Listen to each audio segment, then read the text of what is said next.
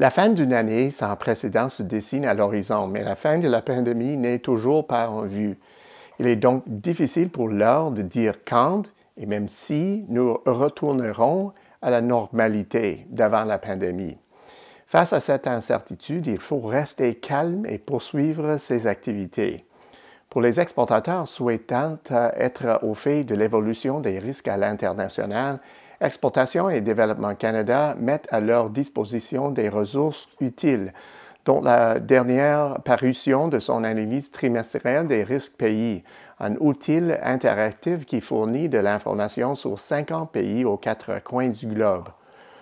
La relance économique demeure incomplète, ce qui se traduit par une détérioration des perspectives à court terme dans de nombreuses régions du monde.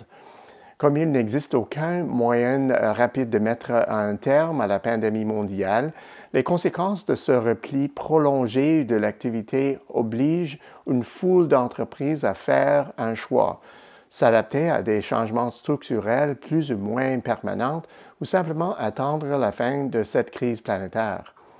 Cette conjoncture singulière a donné lieu à une reprise économique lente et inégale. Dans ce contexte, nous prévoyons que l'activité économique et l'emploi remonteront progressivement la pente pour atteindre les niveaux d'avant la pandémie en 2021. Ainsi, les prévisions de croissance pour le produit intérieur brut mondial passeront de moins 4,3 % cette année à 6,6 % l'an prochain. La vigueur de la relance sera tributaire de la capacité à limiter la propagation du virus et l'ampleur des soutiens publics, deux éléments dont la pérennité n'est pas garantie d'ici à qu'un vaccin soit disponible à grande échelle. Le contexte mondial actuel empreinte d'incertitudes assombrit les perspectives pour les entités souveraines, dont certaines ont dû mettre de côté leurs mesures de relance afin de maintenir leur solvabilité. Depuis les premiers jours de la pandémie, nous avons abaissé la notation souveraine de 68 pays et bonifié celle de seulement 2 pays. Le sentiment qui émerge de plus en plus est que même dans le cas des perspectives sur 5 ans, plusieurs pays peineront à regagner le terrain perdu depuis mars. Malgré tout, certains gouvernements font à ce jour preuve de résilience face à cette crise. Le profond précipice qui déclencherait une série de défauts ne se profilerait donc pas à l'horizon, du moins à court terme. Jusqu'ici, les seuls marchés qui se sont trouvés en situation de défaut, comme la Zambie, le Liban et l'Argentine, éprouvaient déjà des problèmes de longue date sur le plan de la viabilité de la dette. Et la nature unique de leurs difficultés pourrait signifier que le risque de contagion de la dette par laquelle des entités souveraines contribuent aux difficultés de la dette d'autres pays ne s'est pas encore concrétisé. L'allègement de la dette consentie par le G20 aux 43 économies les moins développées du globe, conjugué aux nombreux programmes visant à fournir des liquidités d'urgence qui ont été mises en œuvre par le Fonds monétaire international et d'autres institutions multilatérales en 2020, a contribué à éviter une cascade de défauts souveraines.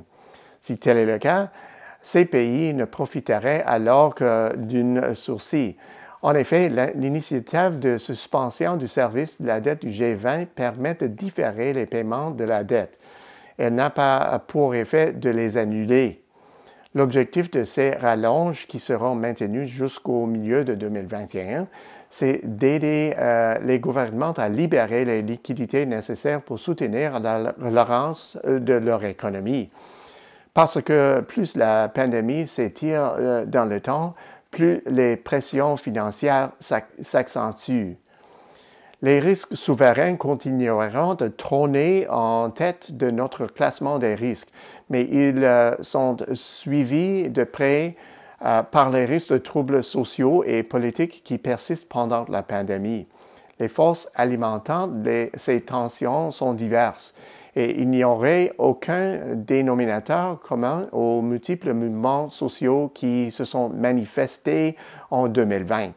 Le seul point de convergence semble être le mouvement d'appel des citoyens d'un peu partout dans le monde à des changements, même si la pandémie mondiale entrave considérablement leurs efforts pour faire entendre leurs revendications. La pandémie a exacerbé des tensions sur les plans des finances et de la santé, mais elle a aussi augmenté la probabilité d'agitation sociale dans des pays où il existait déjà des tensions latentes. Du Bélarus en passant par Hong Kong, le Chili, le Liban, l'Italie, la France et le Nigeria et les États-Unis, la population se mobilise et demande à ses gouvernements et à ses concitoyens de choisir un avenir différent.